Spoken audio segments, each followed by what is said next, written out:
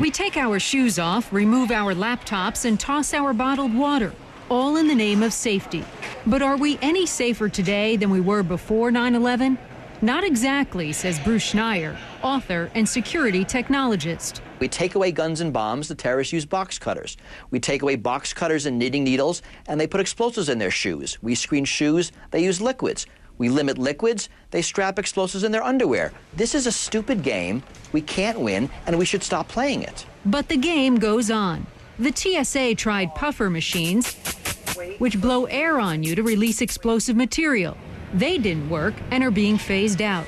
And those airport pat-downs? Any pat-down that you experience that doesn't embarrass you physically is one that's not very effective. Schneier does give metal detectors higher marks. He says metal detectors likely forced the would-be Christmas Day bomber to build an inefficient bomb for his underwear, which needed a syringe and a homebrewed detonator that failed. But the next guy may be better at it. Would those X-ray body scanners do the trick? It won't detect things that are not very dense, so if the explosive is spread out over a large area, maybe it's in a fabric. Like the explosive PETN sewed into underwear. For some, without a magic machine that's terrorist-proof, the answer is profiling countries and individuals. The Obama administration says now travelers from countries considered state sponsors of terrorism and other countries of interest will face extra scrutiny. Does profiling work? Candace DeLong was an FBI profiler for 20 years. These are things that we know have worked in the past for various law enforcement agencies in zoning in on certain people. DeLong says the answer is a combination of ethnic profiling and behavioral profiling. Someone sweating on an otherwise cool day, or a traveler avoiding eye contact. Others argue ethnic profiling makes us less safe. We do not have a perfect profile. Right? Terrorists come in all shapes and sizes. And, it's nice to say that it's Muslim men, but it isn't always. Remember the shoe bomber Richard Reed? He was British with a Jamaican background. Dirty bomb conspirator Jose Padilla was Hispanic American.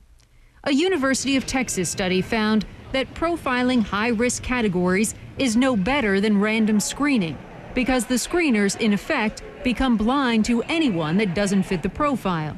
Imagine if they're profiling only Middle Eastern men. Would they even spot one of al-Qaeda's most wanted? American Adam Gaddan.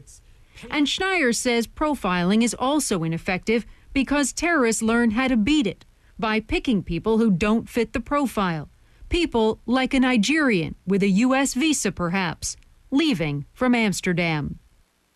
And our security expert Bruce Schneier says whenever you design two ways through security, the bad guys figure out how to get through the easy way. So if we have two lanes through security, the lane of the profiled people who get screened more and the lane of the rest of us who get screened less, there's a good chance the terrorist is going to figure out how to get on the less screened lane. Not very comforting. No, this is a much bigger challenge than one thing it's going to solve.